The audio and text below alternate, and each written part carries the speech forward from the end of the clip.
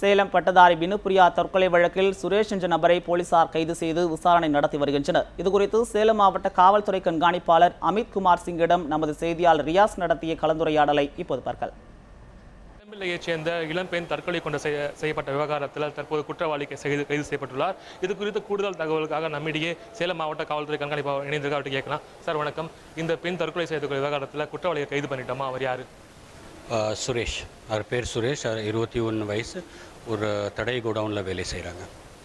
என்ன காரணத்துக்காக அவர் என்ன மோட்டிவ் சார்? இந்த வழக்கில் என்ன மோட்டிவ்காக கைது பண்ணியிருக்காங்க? என்ன அவர் மீது என்ன மாதிரி வழக்கு பதிவு பண்ணியிருக்கோம்? இந்த அக்யூஸ்ட் இந்த பொண்ணு கூட ஒரு ரிலேஷன்ஷிப்காக விரும்பிட்டு இருந்தாங்க. அந்த பொண்ணை அக்செப்ட் பண்ணல.